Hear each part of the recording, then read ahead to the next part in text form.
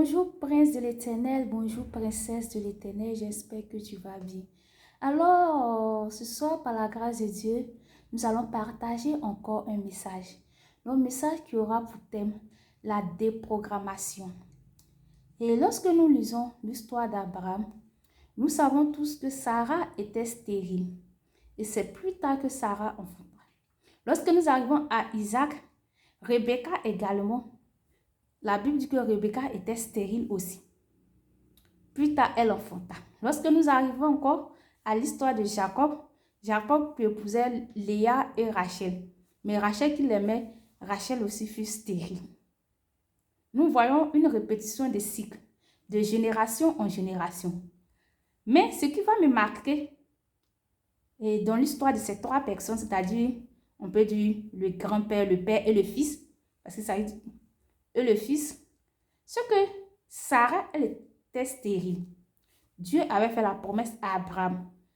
Mais Sarah doutait. Arrivé à un moment donné, Abraham même a dit qu'il était vieux. Et Dieu, dans sa grâce, a fait grâce à Abraham. Abraham et Sarah ont conçu un enfant du nom d'Isaac. Voici Isaac qui prend pour épouse Rebecca. Rebecca aussi était stérile. Mais ce que Isaac a compris, la Bible dit, dans le livre de Genèse, chapitre 25, à partir du verset 21, permettez-moi de ne pas le lire à la maison, vous allez lire Genèse chapitre 25, à partir du verset 21. La Bible dit que Isaac implora l'Éternel pour Rebecca et Dieu les exauça. Et lorsqu'on arrive dans Genèse chapitre 29, chapitre 30, et on nous dit que Rachel est stérile, et Rachel met son nom en plein même à son mari Jacob pour dire tu ne me donnes pas d'enfants, et Jacob lui dit je ne suis pas Dieu pour te donner des enfants et tout ça. On a vu ce que ça crée. Mais dans cette situation, Isaac a compris que je ne veux pas que ce même cycle me revienne dans ma vie pour que ça soit peut-être, ça crée des problèmes dans mon foyer ou bien dans ma famille. Parce qu'on a vu lorsque Sarah a donné Agar sa servante, on a vu tout ce qui s'est passé. Lorsque, comment dirais-je, lorsque Rachel n'arriva pas, en fait, elle a donné aussi sa servante, les histoires et tout ça. Donc Isaac a regardé, il a analysé. Il a dit dans cette situation-là, au lieu de me plaindre, au lieu de me murmurer, je vais implorer le Seigneur va me faire grâce. Je vais déprogrammer le cycle malédictionnel ou le cycle générationnel qui ne vient pas de Dieu, qui s'établit dans ma famille, pour que ça soit... Parce que quand tu n'enfantes pas, bon, moi, pour les histoires, pour ce qu'on voit dans la réalité, c'est comme c'est une source de tristesse, tout ça, la société, ça fait vraiment mal. Et puis tu es la seule femme du monsieur, tout ça, ça fait vraiment, vraiment, vraiment très mal. Mais laisse-moi te dire que Isaac a invoqué le Seigneur. Il a imploré le Seigneur pour Rebecca. Il a imploré le Seigneur pour Rebecca. Et Dieu les exauça. Bien-aimé, quel est le problème que tu as remarqué qui se passe? Quel est le cycle que tu as remarqué qui se répète de génération en génération? Mais peut-être tous les 10 ans, ou bien peut-être chaque année, ou bien peut-être à la fête de Pâques. Il y a quelque chose de bizarre qui se passe soit dans ta vie, mais soit dans ta famille. Tu as remarqué ça se passer dans la vie de ta tante, dans la vie de ta maman, de ta cousine. Il faut déprogrammer comme Isaac.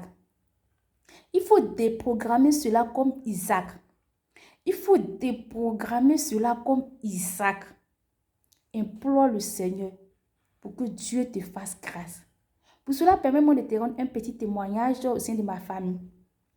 Et il y avait des années en arrière, des années passées, c'est que par période, soit en Pâques ou en août ou septembre, il y a un homme qui mourait dans la famille. Soit les premiers-nés, les pères, les hommes mouraient en tout cas. Parfois, ça peut être tous les 2 ans en Pâques, on s'en va aux funérailles. Ou bien en août ou en septembre, on s'en va aux funérailles. En tout cas, dans cette période-là, un homme devait mourir. C'était ainsi que l'ennemi a programmé. C'était une programmation de l'ennemi.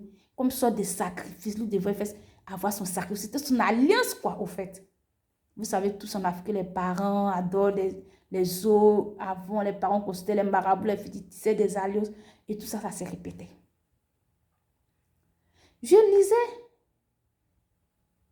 ça a attiré mon attention. C'est vrai que la Bible dit que Dieu a rendu stérile, Dieu a rendu stérile. Mais j'ai vu que Isaac, quand j'ai pris ces 3 personnes de la Bible qu'on cite, j'ai vu que Isaac, il implorait le Seigneur pour Rebecca. Il n'a pas abandonné Rebecca.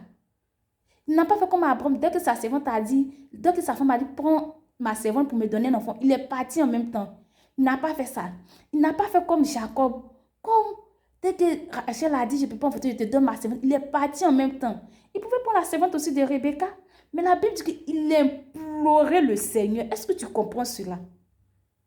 Il y a certaines choses qui ne font pas partie de ta destinée. Il ne faut pas les appeler pour mélanger ta destinée. C'est vrai que l'Éternel va faire un rattrapage.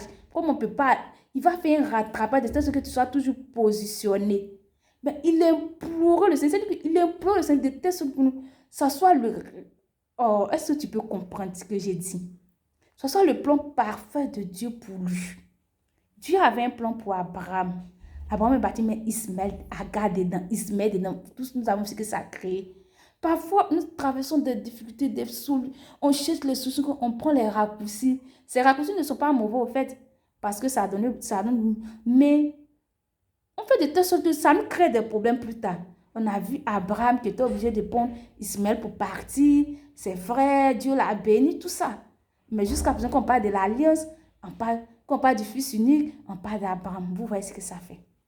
Donc, lorsqu'il y a des situations, tu vois que ces choses se répètent, il faut implorer le Seigneur. Il faut implorer le Seigneur. Implorer le Seigneur, peut-être pour tel frère, pour telle soeur, et Dieu va t'exaucer. Ça ne sert à rien de prendre les raccourcis. Les raccourcis rattrapent toujours. Les raccourcis causent toujours des problèmes à la longue. On veut ou on ne le veut pas. C'est vrai, tu as trouvé la solution. Mais 10 ans, 20 ans là, il aura toujours quelque chose. Il aura toujours quelque chose. On a vu Sarah qui a donné sa servante. Après, elle a dit sa servante la méprisait. L'enfant regardait mal Isaac. On a vu. On a vu ça arriver. Donc, faisons comme Isaac. Il y a quelque chose, implore le Seigneur. Implore son secours.